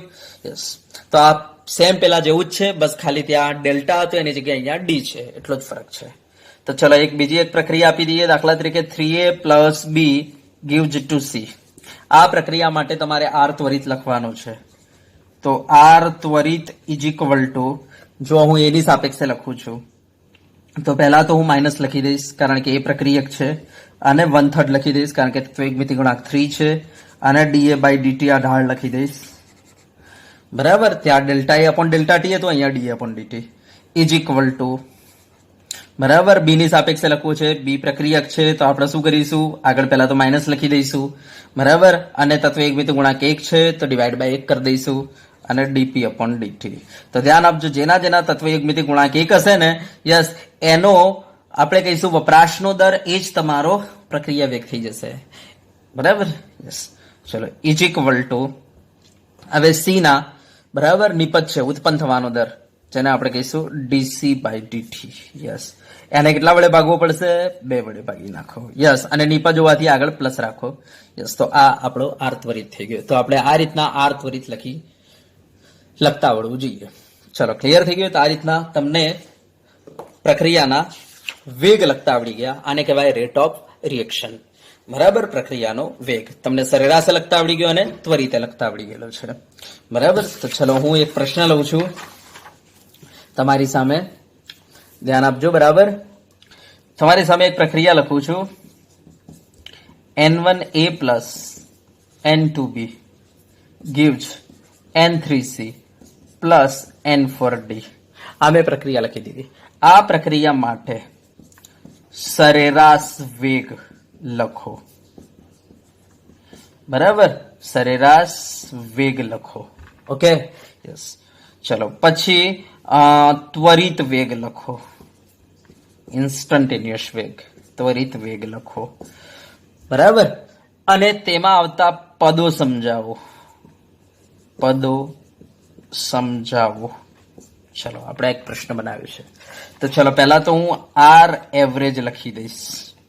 પહેલા જો એ ની સાપેક્ષે કેવી રીતના લખાશે, તો એ પ્રક્રિયક છે માટે આગળ માઇનસ, અને તત્વ એકમિત ગુણાંક n1 છે તો n1 વડે ભાગી નાખો, બરાબર, અને લખી દો dA બાય dt. તો એના વપરાશનો દર લખી દો, n1 વડે ભાગી નાખો. ચલો, તો આ તમારો આર એવરેજ થઈ ગયો. દાખલા તરીકે બી ની સાપેક્ષે લખવો છે તો બી પ્રક્રિયક છે માટે આગળ માઇનસ, અને તત્વ એકમિતાંક ગુણાંક જે છે n2 છે તો n2 વડે ભાગી નાખો, dB by dt is equal to. દાખલા સી ની સાપેક્ષે લખવો છે તો સી નિપજ છે, તો નિપજ હોવાને કારણે અહીંયા નીચે લખું છું ને, જગ્યા નથી મારી પાસે, તો નિપજ હોવાને કારણે પોઝિટિવ રાખીશું અને કેટલા વડે ભાગી નાખીશું, n3 વડે, તો ડેલ ડીસી બાય ડીટી. તો ડીસી બાય ડીટી શું છે, સી ના ઉત્પન્ન થવાનો દર છે, અથવા ઢાળે કહેવાય, બરાબર, યસ, ઢાળે કહેવાય, ઇઝ ઇક્વલ ટુ n4 શું છે, સોરી n4d, તો ડી શું છે, આપણી નિપજ છે માટે પોઝિટિવ લખીશું, તો એને n4 વડે ભાગી નાખો, તત્વ એકમિતિ ગુણાંક ડીડી બાય ડીટી, બરાબર. આ ચોરસ કાઉન્સ જ કરવાના હોય ને, ધ્યાન આપવાનું, ચોરસ કાઉન્સ સાંદ્રતા ઇન્ડિકેટ કરે છે આપણને. યસ, ચલો, ક્લિયર થઈ ગયું. તો આ મેં લખી નાખ્યો. ધ્યાન આપજો, આ જે મેં લખ્યું એ આર એવરેજ નથી હો ને, આર ત્વરિત છે. મેં પહેલા ત્વરિત લખી દીધો છે, ઓકે, મેં ત્વરિત લખી દીધો છે ને ભાઈ પહેલા, હા, ધ્યાન આપજો, મેં ત્વરિત લખી દીધું છે. ચલો, ઓકે. હવે મારે આમાં આર એવરેજ લખવો છે તો કઈ જ કરવાનું નથી, આર એવરેજ લખવાનો છે, જ્યાં ડી છે ત્યાં ડેલ્ટા લખી દો, શું ફરક પડે, તો જો 1/n1 delta a upon delta t is equal two -1/n2 delta b upon delta t is equal two 1/n3 delta c upon delta t is equal two 1/n4 delta d upon delta t. રીતના લખી શકીએ, બરાબર. ચલો, clear થઈ ગયું. હા, હવે આમાં આવતા પદો તો બરાબર ધ્યાનથી જોજો. આના અંદર -1/n1 dA બાય dt ને આપણે કહીશું પ્રક્રિયા વેગ, બરાબર, ધ્યાનથી જોજો ને, પ્રક્રિયા વેગ આર ત્વરિત. હા, પણ -dA બાય dt ને શું કહીશું, આટલું -dA બાય dt ને તો કહીશું એ ના વપરાશનો દર, પણ -1/n1 dA બાય dt ને તો આપણે કહીશું પ્રક્રિયા વેગ. સેમ એ રીતના -dB બાય dt ને બીના વપરાશનો દર, પણ -1/n2 dB બાય dt ને પ્રક્રિયા વેગ. પછી એ રીતના dc બાય dt ને સી ના ઉત્પન્ન થવાનો દર, કારણ કે નિપજ છે એટલે ઉત્પન્ન થાય, સી ના ઉત્પન્ન થવાનો દર, અને 1/n3 dc બાય dt ને તો કહીશું પ્રક્રિયા વેગ. ચલો, પછી dd બાય dt ને ડી ના ઉત્પન્ન થવાનો દર, કારણ કે નિપજ છે ને, નિપજ હંમેશા ઉત્પન્ન થાય. હા, અને 1/n4 dd બાય dt ને શું કહેવાય, તો પ્રક્રિયા વેગ. તો સમજી ગયા. તો આપણે દરેક પદો તમને બતાવી દીધા. તો આઈ હોપ કે પ્રક્રિયા વેગ જે છે લખતા આવડી ગયા છે. હવે આપણે આના થોડા દાખલા નોમરિકલ કરી લઈએ તો તમને હજુ ઓર આઈડિયા આવી જશે, બરાબર. તો ચાલો સ્ટાર્ટ કરીએ. ચલો વિદ્યાર્થી મિત્રો, તો આપણે એક પહેલું એક્ઝામ્પલ તમને આપીએ. ધ્યાન આપજો કે મારી પાસે એક પ્રક્રિયા છે n2 + 3h2 gives 2ns3. હવે આ પ્રક્રિયા માટે હું તમને એક આલેખ દોરીને આપું છું, બરાબર, H2 ની સાંદ્રતા વર્સેસ ટાઈમનો. ઓકે, હવે H2 જે છે પ્રક્રિયક હોવાને કારણે આ રીતના એની સાંદ્રતા આપણને લખીને આપી દીધેલી છે, ઘટતી, બરાબર. અને એણે આપણને અહીંયા 2 સેકન્ડ, આ 4 સેકન્ડ, બરાબર, 2 સેકન્ડે એણે આપણને લખીને આપી દીધું છે આ રીતના આ લેખમાં. 2 સેકન્ડે આપણને 10 જે છે મોલાર લખીને આપેલું છે, અને 4 સેકન્ડે આપણને લખીને આપેલું છે 6 મોલાર, બરાબર. તો હવે આપણને કહે છે કે આ પ્રક્રિયાનો પ્રક્રિયા વેગ કાઢો. પ્રક્રિયા વેગ કાઢો, પહેલો તો આ પ્રશ્ન. બીજો આપણને કહે છે NH3 નો ઉત્પન્ન થવાનો દર કાઢો. NH3 નો ઉત્પન્ન થવાનો દર કાઢો. દર કાઢો. ચલો, આપણને આ બે પ્રશ્નો પૂછેલા છે, બરાબર. તો આપણે કેવી રીતના કાઢીશું, તો તો પહેલા તો તમે જોઈ શકો છો આ લાર્જ ટાઈમ ઇન્ટરવલ છે, જેના કારણે આપણને જે પ્રક્રિયા વેગ મળશે એને આપણે સરેરાશ કહીશું. તો આર એવરેજ કહી દઈશું. R average is equal to આપણે શું કરી દઈશું, તો અહીંયા જે આપણે H2 આપેલો છે, H2 જે છે આપણો શું છે, તો આપણો પ્રક્રિયક છે. તો પ્રક્રિયકની સાપેક્ષે આપણે અહીંયા પ્રક્રિયા વેગ લખી દઈએ, બરાબર. H2 ની સાપેક્ષે, H2 ની સાપેક્ષે મારે લખવું હોય તો શું લખાય, -1/3 લખવું પડે, del H2 upon del T, આવું લખવું પડે. ચલો, બરાબર. H2 ની સાપેક્ષે હવે -1/3 એમને હવે ડેલ H2 એટલે કે C2 - C1 કરી નાખો. તો ચલો અહીંયા C2 - C1, તો અહીંયા તમે જોઈ શકો છો 6 - 10 થઈ જશે, બરાબર. તો 6 - 10 અપોન નીચે શું થઈ જશે, 4 - 2. તો આ તમારો જવાબ શું આવી જશે, તો -1/3 અને આ 6 - 10 કરશો એટલે -4 ડિવાઈડ બાય નીચે શું થઈ જશે, 2. તો માઇનસ પ્લસ એટલે 2/3. આ તમારો જવાબ આવી ગયો, બરાબર. તો આ તમારી રેટ ઓફ રિએક્શન આવી ગઈ, એનો મતલબ સરેરાશ પ્રક્રિયા વેગ આવી ગયો. ચલો, ક્લિયર થઈ ગયો. યસ. હવે બીજો આપણને શું કહે છે, NH3 નો ઉત્પન્ન થવાનો દર કાઢો. હવે ધ્યાન આપજો, તમારો પ્રક્રિયા વેગ જે છે કેટલો છે, 2/3 છે, બરાબર. હવે NH3 જે ઉત્પન્ન થાય છે એ પ્રક્રિયા વેગના 2 ગણા વેગથી ઉત્પન્ન થાય છે, કારણ કે આ 2 ઇન્ડિકેટ કરે છે 2 ગણા વેગથી. તો કઈ કરવાનું નથી, જે પ્રક્રિયા વેગ આવ્યો એને તમારે શું કરવાનું છે, 2 વડે ગુણી નાખવાનું. તો તમારો આવી જશે, બરાબર, NH3 નો ઉત્પન્ન થવાનો દર, બરાબર. તો ચલો, NH3 નો ઉત્પન્ન થવાનો દર મારે કાઢવાનો છે. તો NH3 નો ઉત્પન્ન થવાનો દર, NH3 નો ઉત્પન્ન થવાનો દર બરાબર, જો સિમ્પલ, બરાબર. ધ્યાનથી જોજો, તમારો પ્રક્રિયા વેગ શું છે, 2/3, બરાબર. તમારો પ્રક્રિયા વેગ છે 2/3, ઓકે. 2/3 પ્રક્રિયા વેગ છે અને NH3 ના આગળ કેટલા આપેલા છે, 2. તો મેં તમને કહ્યું તો આ તત્વ યુગ્મિતિ ગુણાંક ઇન્ડિકેટ કરે છે પ્રક્રિયા વેગ કરતા 2 ગણા વેગથી, બરાબર, આ NH3 નું પ્રોડક્શન થતું હશે. તો NH3 નું પ્રોડક્શન કેટલું થતું હશે, તો જે પ્રક્રિયા વેગ આવ્યો એને ગુણાકાર કરી નાખો 2 વડે. 2 વડે ગુણાકાર કરતા શું આવશે, 2/3 ગુણ્યા 2 કરો એટલે, બરાબર, 4/3 આવી ગયું, સિમ્પલ. દાખલા તરીકે તમને એમ કહ્યું હોત કે ભાઈ N2 ના ઉત્પન્ન થવાનો દર કાઢો, N2 નો ઉત્પન્ન થવાનો દર.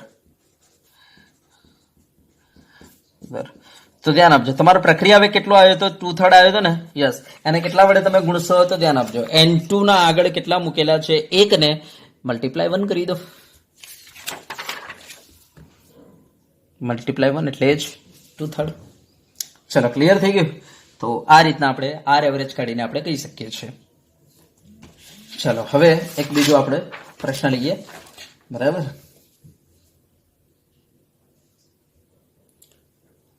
ચલો, હવે જુઓ, આપણે તમને એક આપીએ દાખલો, ધ્યાન આપજો. મારી પાસે એક પ્રક્રિયા છે, 2A + B gives 3C. આ એક પ્રક્રિયા છે મારી પાસે. હવે આ પ્રક્રિયા માટે આલેખ દોરીને આપી દીધો છે, બરાબર. એમાં બી ની સાંદ્રતા વર્સેસ ટાઈમનો આલેખ દોરીને આપેલો છે. બી પ્રક્રિયક છે, આ રીતના ઘટતો હમણાં આલેખ દોરીને આપી દીધું છે, એમ સમજીને ચાલો, બરાબર. અને હમણાં એક સ્પર્શક દોરીને આપી દીધું છે, આ રીતના, બરાબર. અને અહીંયા ટાઈમ આપેલો છે 5 સેકન્ડ, બરાબર. ટાઈમ જે છે સેકન્ડમાં મૂકેલો છે, ધ્યાન આપજો. યસ. હા, હવે આપણને કહે છે, અને આ ખૂણો લખીને એમણે આપી દીધો છે, ખૂણો આપેલો છે 30 ડિગ્રી, એમ સમજીને ચાલો, બરાબર, 30 ડિગ્રી એમ સમજીને ચાલો. તો હવે આપણને કહે છે કે આ જે 5 સેકન્ડે, બરાબર, આ પ્રક્રિયાનો વેગ શું હશે. તો 5 સેકન્ડ પર પ્રક્રિયાનો વેગ શોધો, અને આ જ 5 સેકન્ડ પર સી ના ઉત્પાદનનો દર શોધો, દર જણાવો, બરાબર. આપણને આ રીતના કહેલું છે. તો ધ્યાન આપજો, પહેલા તો પ્રક્રિયા વેગ મને લખાવો, બરાબર. તો ધ્યાન આપજો, બી ની સાપેક્ષે, કારણ કે મને બી વિશે માહિતી આપેલી છે, તો બી ની સાપેક્ષે પ્રક્રિયા વેગ પહેલા તો હું લખી દઉં છું. તો પ્રક્રિયા વેગ, અને અહીંયા હું ત્વરિત લખીશ, 5 સેકન્ડે કહેલું છે, તો ત્વરિત પ્રક્રિયા વેગ ઇઝ ઇક્વલ ટુ બી ની સાપેક્ષે. તો તમે જોઈ શકો છો, બી ના આગળ તત્વ યુગ્મિતિ ગુણાંક કઈ આપેલા નથી, તો આપણે ડાયરેક્ટ લખી દઈએ, બરાબર, માઇનસ ડીબી બાય ડીટી.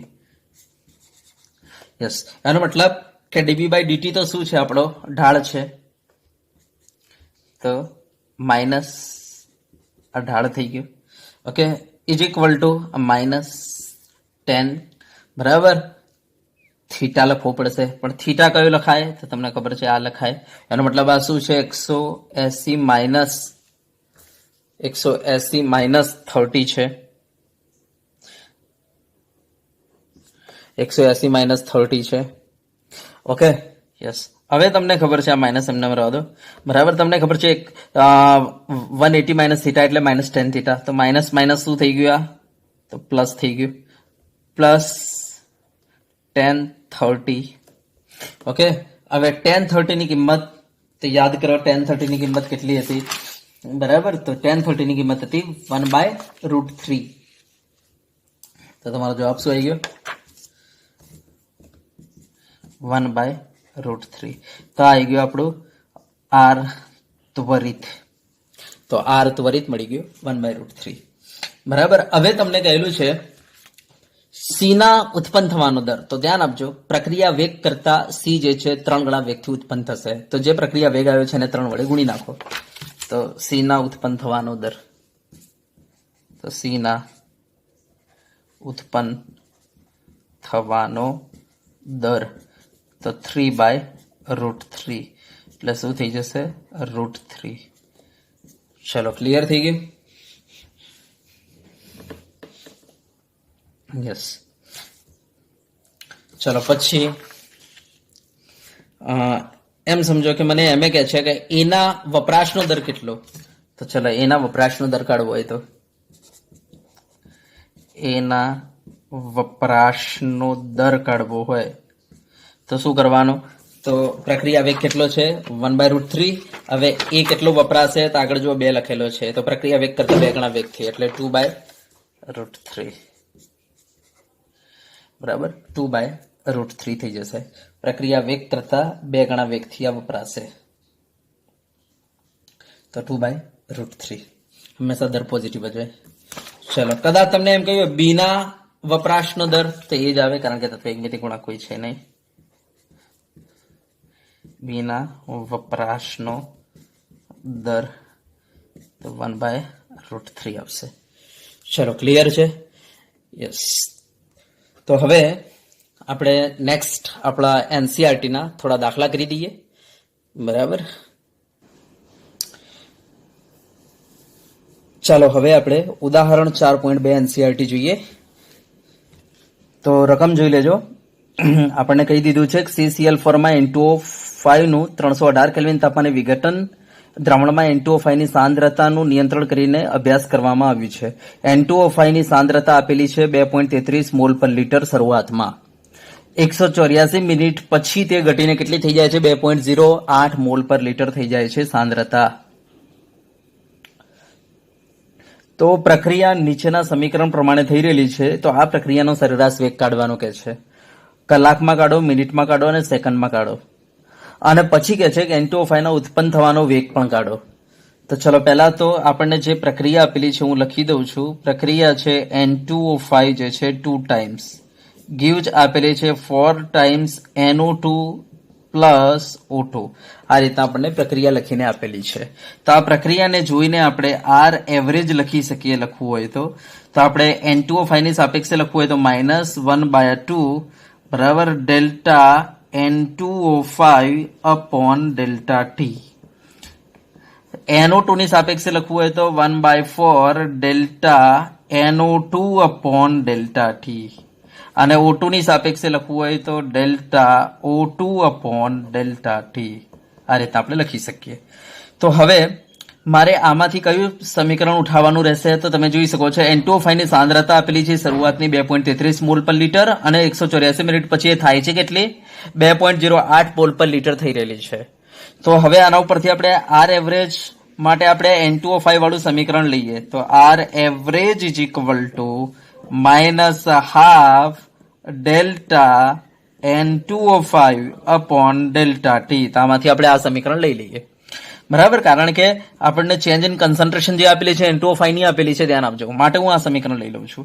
તો ચલો ઇઝ ઇક્વલ ટુ -હાફ. હવે જો આ ડેલ્ટા N2O5 કેટલા થઈ રહેલા છે, તો આપણે કહી શકીએ કે 184 મિનિટ પછી 2.08 થઈ રહેલા છે. તો અહીંયા લખી દઈએ final minus initial C2 minus C1 એટલે 2.08 માઇનસ, બરાબર, શરૂઆતમાં કેટલા હતા, તો શરૂઆતમાં હતા 2.33, તો 2.33 એનો મતલબ C2 માઇનસ C1 મેં કરી દીધું, ડિવાઈડ બાય નીચે ડેલ્ટા ટી. ટોટલ સમય કેટલો લાગે છે એના માટે 184 મિનિટ, તો મેં 184 મિનિટ મૂકી દીધી.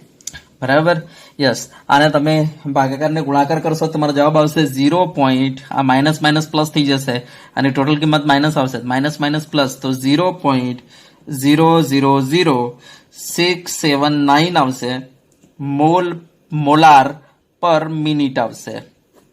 બરાબર, કારણ કે પ્રક્રિયા વેગનો એકમ શું આવશે, તો મોલાર પર મિનિટ આપણને મિનિટમાં આપેલી છે, સાંદ્રતા જે છે ઉપર મોલારમાં છે, તો મોલાર પર મિનિટ અથવા મોલ પર લીટર પર મિનિટ. ચલો થઈ ગયું. તો આર એવરેજ આપણે કાઢી નાખ્યો. તો આપણને કહ્યું હતું કે ભાઈ મિનિટના અંદર આર એવરેજ કાઢો, તો મિનિટમાં નીકળી ગયો. હવે આપણને કહે છે કલાકમાં અને સેકન્ડમાં એ કાઢો. તો ચલો કલાકમાં કાઢવો છે તે કામ કરો. કલાક માટે એને 60 વડે ગુણવું પડશે. તો જો કલાકમાં કાઢવો હોય તો 0.000679 કલાકમાં કાઢવો હોય તો એને 60 વડે મલ્ટીપ્લાય કરો. તો 60 વડે મલ્ટીપ્લાય તમે કરશો એટલે તમારો જવાબ થઈ જશે 0.0407.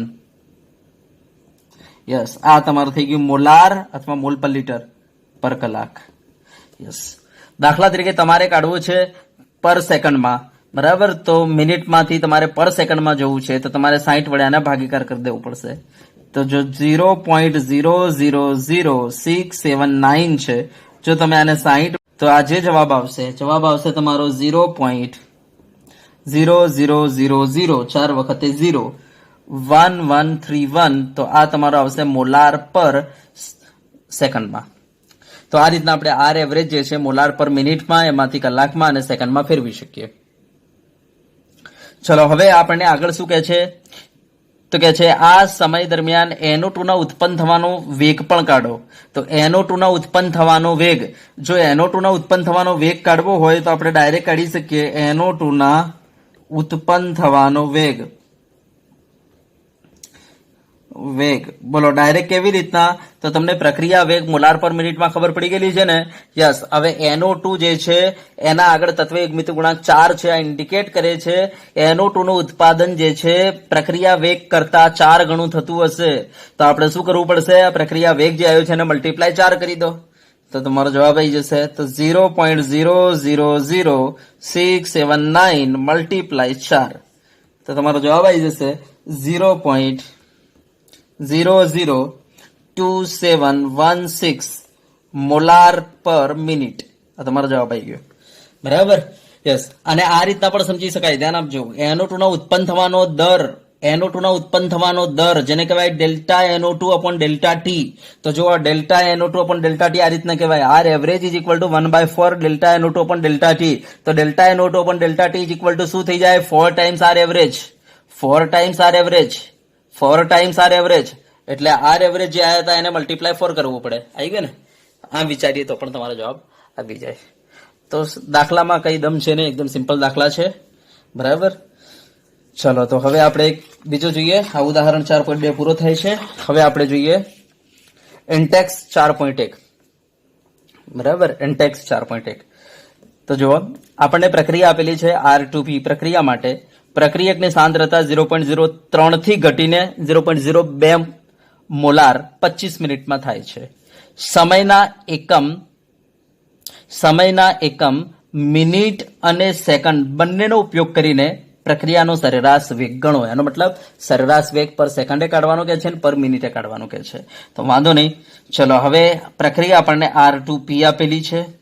ઓકે, હવે આ પ્રક્રિયામાં પ્રક્રિયકની સાંદ્રતા એને આપી દીધી છે કે ભાઈ 0.03 થી ઘટીને 0.02 મોલાર થાય છે. તો આપણે પ્રક્રિયકના અનુસંધાનમાં પ્રક્રિયા વેગ લખી નાખીએ. તો પ્રક્રિયા વેગ ઇઝ ઇક્વલ ટુ, જો આરના અનુસંધાનમાં લખવું હોય તો del R upon del T, આગળ માઇનસ લખવું પડે. બરાબર, તત્વ એકમિતિ ગુણાંક કઈ નથી એટલે બસ સીધું. ચલો હવે del R upon del T એટલે change in concentration of reactant તો રિએક્ટન્ટના કન્સન્ટ્રેશનમાં શું ચેન્જ થઈ રહેલું છે? તો 0.03 થી ઘટીને 0.02. તો આપણે લખી શકીએ 0.02 માઇનસ 0.03, કારણ કે તમને ખબર છે આપણે શું લખીએ છીએ C2 minus C1, final minus initial. તો ફાઇનલ 0.02, એમાંથી ઇનિશિયલ 0.03. તો આ જવાબ જો તમારો માઇનસ આવશે. આ માઇનસને પ્લસ કરવા માટે જ આગળ માઇનસ મૂકીએ છીએ આપણે. તો જો એ પ્લસ કરી આપશે અપોન નીચે ડેલ્ટા ટી. બરાબર. હવે ડેલ્ટા ટી ટોટલ કેટલું? 25 મિનિટ. તો ટોટલ સમયગાળો આપણને 25 મિનિટ આપી દીધો છે. તો આપણો સિમ્પ્લિફાય કરશો આ, તો આનો જવાબ થઈ જશે તમારો 0.0004. 0.0004. આ તમારે એકમ આવી જશે ઉપર સાંદ્રતા મોલારમાં અને નીચે જે છે મિનિટમાં. તો મોલાર પર મિનિટ. હવે આપણને કહે છે કે ભાઈ સેકન્ડમાં એ કાઢો. તો સેકન્ડમાં કાઢવા માટે મલ્ટીપ્લાય આપણે શું કરી દઈશું? સોરી, ડિવાઈડ શું કરી દઈશું? 60 કરી દઈશું. તો 0.0004 ડિવાઈડ 60 કરી દો. તમે ડિવાઈડ 60 કરી દેશો એટલે તમારો જવાબ થઈ જશે 0.000066 મોલાર પર સેકન્ડ. આ તમારો જવાબ થઈ ગયો આર એવરેજનો. હા, કદાચ તમને પર કલાકે કાઢવાનું કીધું હોત તો આર એવરેજ, તો પર કલાક કાઢવા માટે શું કરવું પડે? તમારે મલ્ટીપ્લાય 60 કરવું પડે. તો 0.0004 મલ્ટીપ્લાય 60 કરવું પડે. તો મલ્ટીપ્લાય 60 કરી દો. તો મલ્ટીપ્લાય 60 કરશો તમારો જવાબ થઈ જશે 0.024 મોલાર પર કલાક. આ એને કહ્યું નથી પણ આ વધારાનું મેં બતાવી દીધું તમને. બરાબર, ચલો ક્લિયર છે? યસ. ચલો હવે આપણે જોઈએ ઇન્ટેક્સ 4.2. બરાબર, ઇન્ટેક્સ 4.2 જોઈએ. જો આપણને પ્રક્રિયા આપેલી છે 2A gives નિપજ. એની સાંદ્રતા 10 મિનિટમાં 0.5 મોલ પર લીટર થી ઘટીને 0.4 મોલ પર લીટર થાય છે. આ ગાળા દરમિયાન વેગ ગણો. તો આ ગાળા દરમિયાન આપણે વેગ કાઢવાનો છે, અને મતલબ સરેરાશ વેગ, કારણ કે આપણને 10 મિનિટમાં કહેલું છે ને, એને આપણને એમ નથી કહ્યું 10 મિનિટે કાઢો, આપણને તો 10 મિનિટમાં કહ્યું છે. તો ધ્યાન આપજો, સરેરાશ વેગ. તો 2A gives નિપજ. આ આપણી પાસે પ્રક્રિયા છે. હવે આપણને જે ચેન્જ ઇન કન્સન્ટ્રેશન આપેલી છે એ એના રિસ્પેક્ટમાં આપેલી છે. જોઈ લો, આપણને શું કહે છે? એની સાંદ્રતા 10 મિનિટમાં 0.5 થી ઘટીને 0.4 થાય છે. તો એના રિસ્પેક્ટમાં આપણે પ્રક્રિયા વેગ લખી દઈએ. તો એના અનુસંધાનમાં આપણે પ્રક્રિયા વેગ લખવું હોય તો આગળ શું લખીશું? -1/2. એ જે છે પ્રક્રિયા કુવાથી માઇનસ, તો ડેલ્ટા એ અપોન ડેલ્ટા ટી. બરાબર, તો -1/2. હવે ડેલ્ટા એ એટલે ફાઇનલ માઇનસ ઇનિશિયલ કરો. 0.5 થી ઘટીને 0.4 થઈ રહેલી છે. તો 0.4 માઇનસ 0.5 અપોન નીચે ડેલ્ટા ટી. કેટલો સમય લે છે? તો 10 મિનિટ લે છે. યસ. તો તમે આને સિમ્પ્લિફાય કરશો તો તમારો જવાબ થઈ જશે 0.005 મોલાર પર મોલાર કેપિટલ M મોલાર પર મિનિટ અથવા મોલ પર લીટર પર મિનિટ. તો આ તમારો જવાબ આવી ગયો. બરાબર. જો આને તમારે સેકન્ડમાં લઈ જવા હોય તો મલ્ટીપ્લાય તમારે ભાગ્યા 60 કરવાના રહેશે, અને કલાકમાં લઈ જવા હોય તો મલ્ટીપ્લાય 60 કરવાના રહેશે. ઓકે, ચલો હવે નેક્સ્ટ.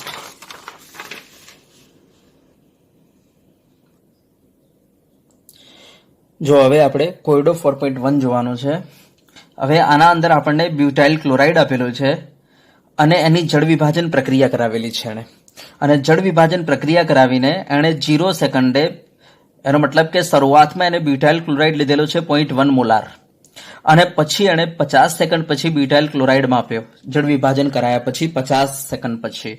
તો 50 સેકન્ડ પછી આ બ્યુટાઇલ ક્લોરાઇડ અંદર ઘટી ગયો હતો, કારણ કે એનું જળ વિભાજન થઈ ગયું હતું થોડા બ્યુટાઇલ ક્લોરાઇડનું.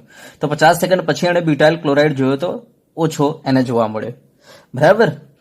હા, પછી એણે બીજા 50 સેકન્ડ, એનો મતલબ ટોટલ 100 સેકન્ડ પછી એણે ફરી બ્યુટાઇલ ક્લોરાઇડમાં આપ્યો તો પાછો ઘટી ગયો, એના કરતા ઓછો થઈ ગયો હતો, કારણ કે કેટલોક બ્યુટાઇલ ક્લોરાઇડ નિપજમાં ગયો હશે ને એટલે.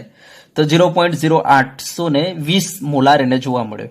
તો આ રીતના એણે એક્સપેરિમેન્ટ કરતા કરતા બ્યુટાઇલ ક્લોરાઇડ માપ્યા એમણે 150 સેકન્ડ એક્સપેરિમેન્ટ કર્યો, 200 સેકન્ડ એક્સપેરિમેન્ટ કરીને બ્યુટાઇલ ક્લોરાઇડ માપ્યો, 300 સેકન્ડ એક્સપેરિમેન્ટ કરીને બ્યુટાઇલ ક્લોરાઇડ માપ્યો કે હવે કેટલો બ્યુટાઇલ ક્લોરાઇડ રહી ગયો, 400 સેકન્ડ પછી સીધા 700 સેકન્ડ પછી એણે બ્યુટાઇલ ક્લોરાઇડ માપ્યો, પછી 800 સેકન્ડ પછી બ્યુટાઇલ ક્લોરાઇડ માપ્યો કે ભાઈ આટલો રહી ગયું છે, બરાબર. અને એક્સપેરિમેન્ટ કરીને એણે ડેટા આપણને આપી દીધો છે અને કહે છે કે ભાઈ હવે દરેક તબક્કે સરેરાશ વેગ શોધો. તો મેં તમને પહેલા જ કહ્યું હતું કે આ ચેપ્ટર જે છે પ્રેક્ટિકલ બેઝ ચેપ્ટર છે, તો તમને એક્સપેરિમેન્ટ કરીને ડેટા આપી દીધો છે કે બ્યુટાઇલ ક્લોરાઇડ જે છે 0 સેકન્ડે 0.1 મોલાર લીધો હતો અને પછી કહે છે 50 સેકન્ડે એક્સપેરિમેન્ટ કરીને ચેક કર્યો તો આટલો થઈ ગયો, 100 સેકન્ડ પછી આટલો થઈ ગયો, 150 સેકન્ડ પછી આટલો થઈ ગયો, એ રીતના લખીને આખો ડેટા તૈયાર કરીને આપી દીધું છે.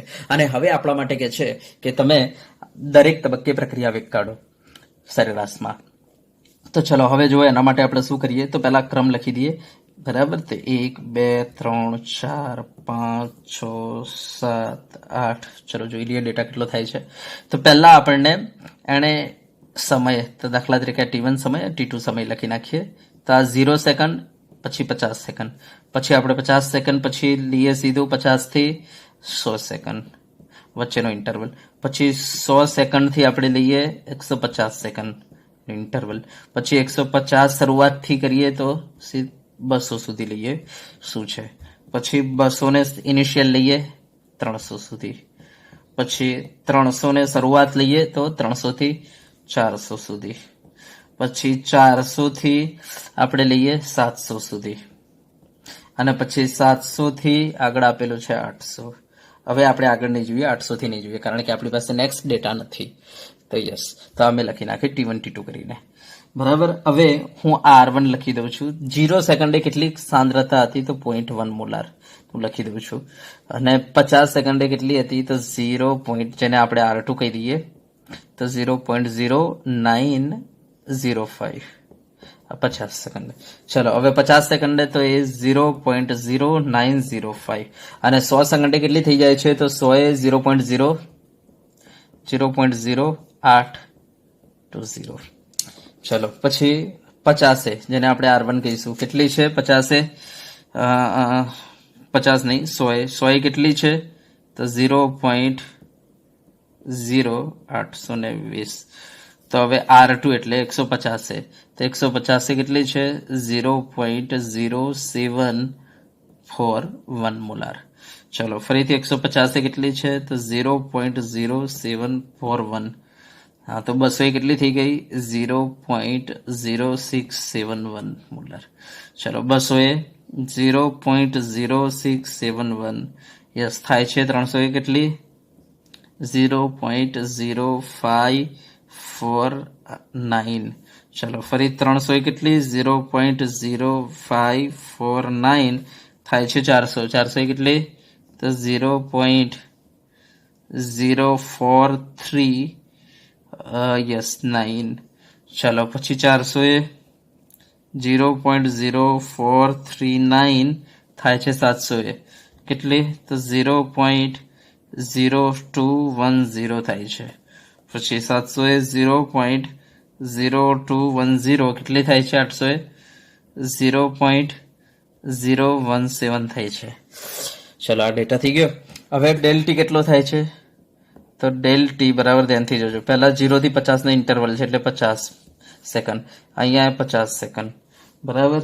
અહીંયા 50 સેકન્ડનો ગાળો છે, અહીંયા 50 સેકન્ડનો ગાળો છે, અહીંયા 100 સેકન્ડનો ગાળો છે, અહીંયા 100 સેકન્ડનો ગાળો છે, અહીંયા સીધું 300 સેકન્ડનો ગાળો છે, બરાબર ને અહીંયા 100 સેકન્ડનો ગાળો છે. ચલો એના પછી ડેલ આર કાઢીએ. તો ડેલ આર માટે R2 માઇનસ R1 કરવા પડશે. તો તમે જોઈ શકો છો R2 માઇનસ R1 કરીશું તો માઇનસમાં જવાબ આવશે, બરાબર, કારણ કે આ નાનામાંથી મોટા બાદ કરવાના છે. તો -0.0095 અહીંયા આવશે -0.0085 અહીંયા આવશે. કેવી રીતના તો આમાંથી આ બાદ કરો તો માઇનસમાં આવશે 0.0079. ઓકે, ચલો અહીંયા આમાંથી આ બાદ કરો તો તમારો આવશે 0.007 માઇનસમાં 0.007. ચલો પછી આમાંથી આ બાદ કરો તો તમારો જવાબ આવશે -0.00122. 0.00122. ચલો અહીંયા શું આવશે તો આમાંથી આ બાદ કરો બરાબર તો -0.0011 0.0011. ચલો પછી આમાંથી આ બાદ કરો તો -0.00220. પછી આમાંથી આ બાદ કરો એટલે ડેલ આર થઈ જાય તો -0.004. ચલો આ થઈ ગયું. યસ. હવે આપણે આર એવરેજ લખવાનું છે. હવે તમને ખબર છે આર એવરેજ એટલે શું કરવાનું છે, આ del R upon del T કરવાના છે, પણ આગળ માઇનસ લખવું પડશે. તો minus del R upon del T. Minus લખવાથી શું થઈ જશે, આ તમારો જે જવાબ આવશે 0.0095 ડિવાઈડ બાય તમે 50 કરશો એટલે માઇનસમાં આવશે, અને માઇનસ માઇનસ શું થઈ જશે, તમારો પ્લસ થઈ જશે. તો ચલો આ ડિવાઈડ બાય આ કરી નાખો, માઇનસ માઇનસ પ્લસ થઈ જશે. તો જવાબ આવશે 0.00019. યસ, આટલા મોલાર પર સેકન્ડ તમારો પ્રક્રિયાનો વેગ છે શરૂઆતમાં. પછી આ થઈ જશે 0.0007. તો તમે શું કર્યું, આ ડિવાઈડ બાય આ કર્યું. ચલો પછી આ ડિવાઈડ બાય આ કરો તો તમારે થઈ જશે 0.000158. 0.000158. ચલો પછી પાછો આ ડિવાઈડ બાય આ કરો એટલે del R upon del T થઈ જાય તો 0.00014. 0.00014. ચલો પાછો આ ડિવાઈડ બાય આ કરો એટલે તમારે થઈ જશે 0.00122. તો 0.00122. બરાબર. ચલો પછી શું કરો, આ ડિવાઈડ બાય આ કરો તો ચલો શું થઈ જશે 0.00011. ઓકે. ચલો પછી આ ડિવાઈડ બાય આ કરો તો થઈ જશે તમારે 0. આગળ માઇનસ છે એટલે માઇનસ માઇનસ પ્લસ થઈ જશે. બરાબર. તો 0.40 ઓકે 76. ચલો એના પછી આ ડિવાઈડ બાય આ કરો તો શું થઈ જશે 0.4004. તો જુઓ વિદ્યાર્થીઓ, આપણે આ દાખલા ઉપરથી એક કન્ક્લુઝન નીકળે છે કે જેમ જેમ સમય આગળ જતો જાય છે એમ એમ તમે જોઈ શકો છો તમારો પ્રક્રિયા વેગ જે છે ને ડાઉન પડતો જાય છે. તો જો 000 અહીંયા જો ઓર ધીરે ધીરે ધીરે ધીરે ડાઉન પડતો જાય છે પ્રક્રિયા વેગ. આ 15, આ 14 થઈ ગયો, આ 12 થઈ ગયો, આ 11 થઈ ગયો, આ 400 લાગી ગયો, આ 407, આ 404 થઈ ગયો. તો તમે જોઈ શકો છો તમારો પ્રક્રિયા વેગ ધીરે ધીરે શું પડતો જાય છે, તો ડાઉન પડતો જાય છે. બરાબર. તો આના ઉપરથી એક કન્ક્લુઝન આપણું નીકળે છે. તો આજે આપણે આટલે સુધી રાખીશું. આટલે સુધી પ્રેક્ટિસ કરો. બરાબર. તો આપણે નેક્સ્ટ લેક્ચરમાં very very most IMP topic આપણે જોવાનો છે, મોલેક્યુલારિટી મીન્સ આણ્વિકતા અને પ્રક્રિયાક્રમ અને પ્રક્રિયા વેગ ઉપર અસર કરતા પરિબળો. તો ચાલો આજે આપણે આટલું રાખીશું. અને હા, ડિસ્ક્રિપ્શનના અંદર આપણે લેક્ચર 1 અને 2 ની નોટ્સ મૂકેલી છે. બરાબર. તમારે ડિસ્ક્રિપ્શનમાં જઈને એ પીડીએફ ડાઉનલોડ કરી લેવાની રહેશે. ઓકે. અને પ્રેક્ટિસ માટે પણ આપણે થોડા દાખલા તમને આપી દઈશું નેક્સ્ટ લેક્ચર વખતે. એને ડિસ્ક્રિપ્શનના અંદર આપણે મૂકી દઈશું થોડા દાખલા જે તમારે પ્રેક્ટિસ કરવાના રહેશે. ચલો ઓકે, થેન્ક યુ.